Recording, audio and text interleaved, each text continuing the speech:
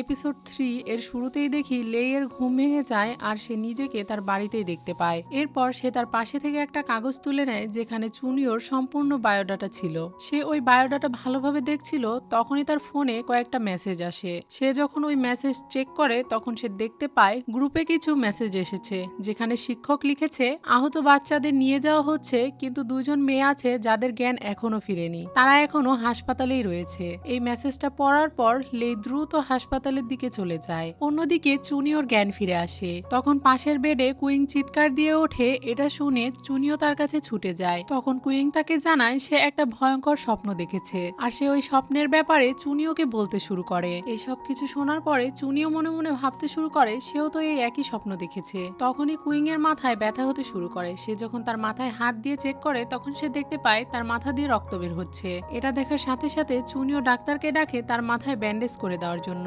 অন্যদিকে লেই হাসপাতালে এসেছিল চুনিও আর কুইং এর সাথে দেখা করার জন্য। সে যখন তাদের রুমে যায় তখন সে চুনিও আর কুইং এর মধ্যে কাউকে তাদের রুমে দেখতে পায় না, কারণ চুনিও কুইং কে নিয়ে গিয়েছিল তার মাথায় ব্যান্ডেজ করার জন্য।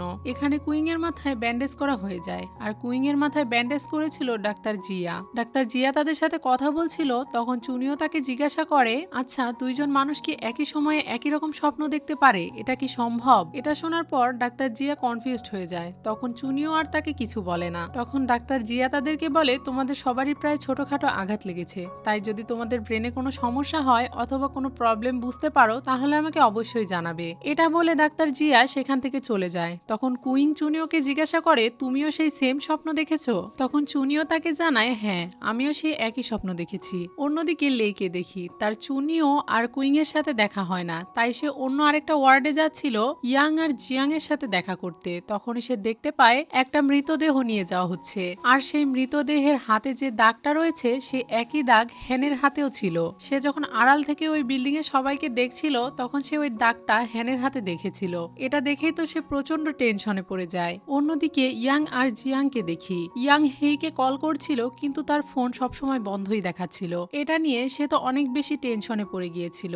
ইয়াং জিয়াংকে বলে, আমরা কাল রাতে একই রকম স্বপ্ন দেখেছি, আবার সেই স্বপ্নে হ্যাং মারা গিয়েছিল। সেটা কি সত্যি কোনো স্বপ্ন ছিল নাকি ওটা বাস্তব? হ্যান সত্যিই মারা যায়নি তো? কারণ আমরা যখন থেকে জেগে উঠেছি তখন থেকেই হ্যানকে দেখতে পাচ্ছি না, আবার তার ফোনটাও বন্ধ পাচ্ছি। এটা ভেবে সে অনেক বেশি ভয় পাচ্ছিল। তখন জিয়াং তাকে বলে, তুমি বেশি চিন্তা করো না, হ্যানের কিছু হয়নি, আমরা শুধু স্বপ্ন দেখেছি, ওই সব কিছু সত্যি ছিল না। হ্যান হয়তো বা কোথাও কাজের জন্য বাহিরে গিয়েছে, সে যখনই ফিরে আসবে তখনই আমাদের সাথে যোগাযোগ করবে। কিন্তু ইয়ান হ্যানের বেডের দিকে তাকিয়ে নিজেকে আটকে রাখতে পারে না আর দ্রুত তার কেবিন থেকে বাহিরে বেরিয়ে আসে হ্যানকে খোঁজার জন্য। তখন জিয়ান আবারও ইয়ানের পেছনে পেছনে আসে তাকে বোঝানোর জন্য। সে তাকে বলে, গতরাতে যা কিছু ঘটেছে সে সবকিছু আমরা স্বপ্নে দেখেছি, সেগুলোর মধ্যে কোনো কিছুই বাস্তব নয়। তুমি নিজেই ভেবে দেখো, আমরা গতকাল রাতে যা কিছু দেখেছি সে সব কিছু কি বাস্তবে রয়েছে? তুমি একবার নিজেই ভেবে দেখো, সেখানে আমাদের সাথে যে মানুষগুলো ছিল তারা কি এই বাস্তব দুনিয়াতে রয়েছে? আমরা কি তাদের চিনি? সেখানে লেই আর চুনিও কত পাওয়ারফুল মানুষ ছিল। বাস্তব দুনিয়াতে কি এরকম মানুষ পাওয়া যায়? ইয়াং তার কথা মেনেই নিয়েছিল, কিন্তু তখনই সে সামনের দিকে তাকিয়ে লেইকে দেখতে পায় এবং তারা দুইজনই অনেক অবাক হয়ে যায়। অন্যদিকে চুনিও আর কুইংকে দেখি তারা দুইজনই চিন্তায় ছিল যে কাল রাতে তারা যেটা দেখেছে সেটা সত্যি নাকি স্বপ্ন। তখনই সেখানে কুইং এর মা আসে আর তাদের সাথে কথা বলতে বলতে সে তাদেরকে জানায় তাদের বাসের সাথে যে গাড়ির অ্যাক্সিডেন্ট হয়েছিল তারা সবাই এই একই হাসপাতালে ভর্তি রয়েছে। এটা শুনে চুনিওর কিছু একটা মনে হয় আর সে তাদেরকে খুঁজতে বের হয় যাদেরকে সে স্বপ্নে দেখেছিল এটা মনে করছে। মানে কাল রাতে যে লোকগুলো তার সাথে ছিল সে তাদেরকে খোঁজার চেষ্টা করছে এটা জানার জন্য যে সেসব ঘটনা সত্যি নাকি মিথ্যা। খুঁজতে খুঁজতে এক পর্যায়ে তার সাথে লিনের দেখা হয়ে যায়। লিন তাকে নাম ধরে ডাকলে সে লিনের কাছে যায় আর তাকে জিজ্ঞাসা করে, আমরা কি একে অপরকে চিনি? তখন লিন তাকে বলে, হ্যাঁ কাল আমি যখন বাসে উঠেছিলাম তখন তুমিও সেই বাসে ছিলে। তখন চুনিও তাকে বলে, আপনি এক দেখাতেই আমাকে মনে রাখলেন কিভাবে? লিন তাকে বলে, কাল রাতে যখন তুমি আর তোমার সাথে আরেকটা মেয়েকে হাসপাতালে আনা হচ্ছিল তখন আমি সেখানে তোমাদের দেখেছি। চুনিও তাকে জিজ্ঞাসা করে, হাসপাতাল আর ওই বাসের ভেতরে ছাড়া আমরা কি আর কোথাও দেখা করেছি? আপনি কি আমাদের অন্য কোথাও দেখেছেন? তখন সে তাকে বলে, আমার মনে হয় না আর কোথাও আমি তোমাকে দেখেছি। এটা বলতেই তার কাছে একটা কল আসে আর সে কথা বলতে বলতে সেখান থেকে চলে যায়। যাওয়ার সময় চুনিও তার পায়ের দিকে খেয়াল করে, কারণ গতকাল রাতে তার পায়ে একটা আঘাত লেগেছিল আর এখন সে দেখতে পায় তার পা একদম ঠিক আছে। পরের সিনে ইয়াং জিয়াং আর লেইকে দেখি তারা তিনজন এক জায়গায় দাঁড়িয়ে কথা বলছে। চলছিল। সেখানে জিয়াং তাকে জিজ্ঞাসা করে, সত্যি করে বলো হ্যান কোথায় আছে? আমি জানি এই সব কিছুর পেছনে তোমার হাত রয়েছে, তুমি এই সব কিছু ঘটিয়েছো। এই সব কিছু শোনার পর লেই তাদেরকে বলে মর্গে। এটা শোনার পর ইয়াং আর জিয়াং থমকে যায়। হ্যানের ব্যাপারে আরো ভালোভাবে জানার জন্য লেই তাদের দুজনকে নিয়ে এই হাসপাতালের হেডের কাছে যায়, যার নাম ছিল ডাইরেক্টর চেন। ডাইরেক্টর চেন এই হাসপাতালের হেড ছিল, তাই এই হাসপাতালের কোন রোগী কখন কোথায় যাচ্ছে সেই সম্পর্কে তার কাছে সব খোঁজ খবর পাওয়া যাবে। তাই লেই তাদেরকে নিয়ে তার কাছে যায় এবং তাকে জিজ্ঞাসা করার পরে তারা জানতে পারে হ্যান সুস্থ হয়ে যাওয়ার পর আজকে সকালবেলায় হাসপাতাল থেকে রিলিজ নিয়ে তার বন্ধুদের না বলেই সেখান থেকে চলে গেছে। এখন কোনো পেশেন্ট যদি সম্পূর্ণ সুস্থ হওয়ার পরে হাসপাতাল থেকে ছুটি নিয়ে চলে যায়, তাহলে এর পরের খবর তো হাসপাতালের লোকের কাছে থাকে না। ডিরেক্টর চেনের মুখ থেকে এসব কথা শুনে ইয়াং আর জিয়াং তো অনেক বেশি খুশি হয়ে গিয়েছিল, কারণ তারা এখন জেনে গিয়েছিল তাদের বন্ধু সুস্থ আছে এবং বেঁচে আছে। বাহিরে চলে আসার পরও তারা দুজন নিজেদের মধ্যে কথা বলছিল আর অনেক খুশি ছিল। লেই তাদের পেছনে চুপ করে দাঁড়িয়ে তাদেরকে দেখছিল। তখনই জিয়ানের চোখ তার উপরে পড়ে আর সে তার কাছে গিয়ে তাকে জিজ্ঞাসা করে, তুমি কি চাও? যদি তুমি কিছু জেনে থাকো তাহলে আমাদেরকে সরাসরি সেটা বলে দাও। তখন লেই তাদেরকে বলে, কাল রাতে তোমাদের সাথে আমি ওই বিল্ডিং এ ছিলাম, আর কাল রাতে যা কিছু হয়েছে আমি মনে করি সে সব কিছু সত্যি ছিল, কিন্তু আমার মনে হয় এখন এসব কথা ভাবা বাদ দিয়ে আমাদের সবার আগে হ্যানকে খুঁজে বের করা উচিত। যদি হ্যানকে খুঁজে পাওয়া যায় তাহলে সব কথার উত্তর আমরা পেয়ে যাব।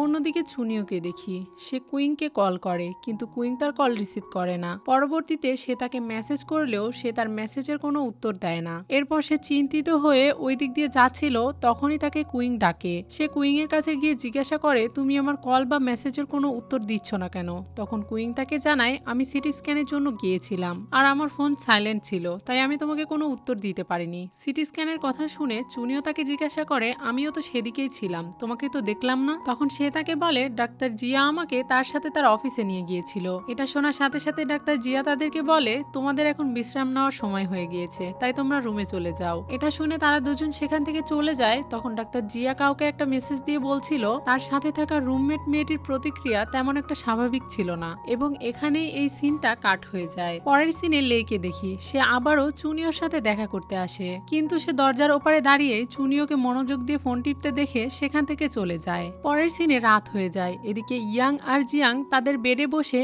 ড্রিঙ্কস করছিল আর এই সব বিষয়ে আলোচনা করছিল। তারা দুজন অনেক চিন্তিতও ছিল। কথা বলতে বলতে জিয়াং উঠে জানালার কাছে যায়। তখন সে দেখতে পায় বেডের পাশে একটা ফোন পড়ে আছে। যখন সে ওই ফোনটা তুলে হাতে নেয় তখন সে বুঝতে পারে এটা তো হ্যানের ফোন। সে ওই ফোনটা নিয়ে হ্যানের কথা চিন্তা করছিল।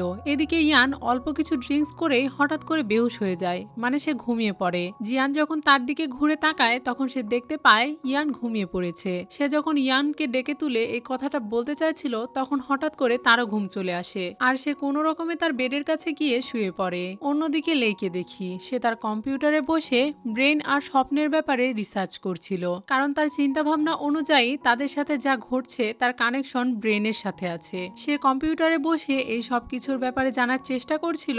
ঠিক তখনই তারও প্রচুর ঘুম চলে আসে আর সে সেখানেই ঘুমিয়ে পড়ে। আর আমরা আবারও তাদেরকে সেই বিল্ডিং এর 19 নম্বর ফ্লোরে দেখতে পাই। তারা সবাই আবারও একসাথে সেখানে পৌঁছে গিয়েছিল আর একে অন্যের সাথে কথা বলে তারা বুঝতে পারে এইসব কিছু তাদের স্বপ্ন নয়, এসব কিছু সত্যিই তাদের সাথে ঘটছে, কিন্তু কে তাদের সাথে এরকমটা করছে এটাই তারা বুঝতে পারছিল না। তখন লেই ইয়াং আর জিয়াং এর কাছে যায় আর তাদেরকে বলে এই সব কিছুর পেছনে হ্যানের হাত রয়েছে, কিন্তু ইয়াং এটা মেনে নিতে চায় না আর সে তাকে বলে, হ্যান যতই প্র্যাঙ্ক পছন্দ করুক না কেন সে এসব কিছু করতে পারে না, আমি এটা বিশ্বাস করি না। তখন লেই তাদেরকে বলে, তাহলে কাল রাতের পর থেকে তাকে খুঁজে পাওয়া যাচ্ছে না কেন? তখন চুনিও তাদেরকে বলে, এটা শুধুমাত্র একটা প্র্যাঙ্ক হতে পারে না। তখন লেই তাদেরকে বলে, তাহলে এই সব কিছু পরিকল্পনা করে আমাদের সাথে করা হচ্ছে, হ্যান হয়তো মারা গিয়েছে। এটা শুনে ইয়াং আবার অস্থির হয়ে পড়ে। এদিকে লিন যখন সিঁড়ি থেকে এক ধাপ নিচে নামে তখনই সে বুঝতে পারে তার পা প্রচন্ড ব্যথা করছে। তখন সে তাদেরকে বলে, দিনের বেলা তো আমার এই পা ঠিকই ছিল, তাহলে এখন এটা ব্যথা করছে কেন? আমরা কি সত্যি কোনো স্বপ্ন দেখছি নাকি এটা রিয়েল? তখনই সেখানে মাইক দিয়ে তাদেরকে বলা হয়, আপনাদের কাছে আইডেন্টিটি কার্ড দেওয়া হয়েছে, আপনারা পিলারের কাছে যান এবং সেই কার্ডগুলোর মধ্যে একটা তুলে নিন। তারা সবাই সেই কার্ডগুলো একটা একটা করে তুলে নেয়। তাদের সবার কার্ডের গায়ে একটা না একটা কিছু লেখা ছিল, কিন্তু চুনিও যে কার্ডটা হাতে নিয়েছিল সেখানে কিছু লেখা ছিল না। তারা সেই কার্ডগুলো নিয়ে আলোচনা করছিল। তখনই মাইক দিয়ে তাদেরকে বলা হয়, খেলা শুরু হয়ে গেছে, আপনারা হল থেকে পালিয়ে যান। এটা শুনে তো তারা চিন্তায় পড়ে যায়, কারণ এখান থেকে তারা কিভাবে বের হবে। তখনই তাদের সামনে একটা বড় স্ক্রিন আসে যেখানে একটা বিশাল বড় নিয়ানের ছবি ছিল। এটা দেখে তারা বুঝতে পারছিল না যে তাদের সাথে কি হতে চলেছে। তারা সবাই নিজেদের মধ্যে কথা বলছিল, তখনই সেই ছবির ভেতর থেকে নিয়ান বেরিয়ে আসে। কিন্তু সে বেরিয়ে আসার সাথে সাথে তাদের উপরে আক্রমণ করে না। নিয়ানকে দেখে তারা সবাই ভয় পেয়ে যায় আর সেখানেই চুপ করে দাঁড়িয়ে থাকে। তখনই সেখানে হঠাৎ করে মিউজিক বাজতে শুরু করে। নিয়ান সেই মিউজিকের তালে তালে নাচছিল আর ঘুরে ঘুরে তাদের সবাইকে এক এক করে দেখছিল। কিছুক্ষণ একরকম মিউজিক চলার পরে হঠাৎ করে মিউজিক চেঞ্জ হয়ে যায় আর তখনই নিয়ানের চোখ পড়ে জিয়ানের ব্যাচের দিকে আর সাথে সাথে সে তার উপরে আক্রমণ করে দেয়। প্রথম দিকে ইয়াং আর জিয়াং একসাথে সেখান থেকে দৌড়ে পালাচ্ছিল, তখনই হঠাৎ ইয়াং সেখানে পড়ে যায়। কিন্তু এরপরেও নিয়ান তাকে না ধরে জিয়াং এর পেছনে ছুটতে শুরু করে। এটা দেখে তাদের সবার একটু সন্দেহ হয় আর তারা সবাই ভাবতে শুরু করে সে কেন শুধু জিয়াং এর পিছনেই দৌড়াচ্ছে। তখনই হঠাৎ জিয়াং দৌড়াতে দৌড়াতে সেখানে পড়ে যায়। তখনই তারা সবাই বুঝতে পারে যে এখানে যে গানটা প্লে হচ্ছে সেটার সাথে তাদের ব্যাচের যে লেখা সেটার অনেক মিল আছে আর হতে পারে এই জন্যই নিয়ান জিয়ানকে মারার জন্য তারা করছে। এদিকে জিয়ানও এই বিষয়টা বুঝতে পারে, সেজন্য সে তার কার্ড খুলে সেখানেই ফেলে দেয়। কিন্তু সেই কার্ড আপনা আপনি তার গলায় ফেরত চলে আসছিল। জিয়ান বেশ কয়েকবার সেই কার্ডটা খুলে ফেলে দেয় কিন্তু কোনো লাভ হয় না, বারবার সেই কার্ড তার কাছেই ফিরে আসে।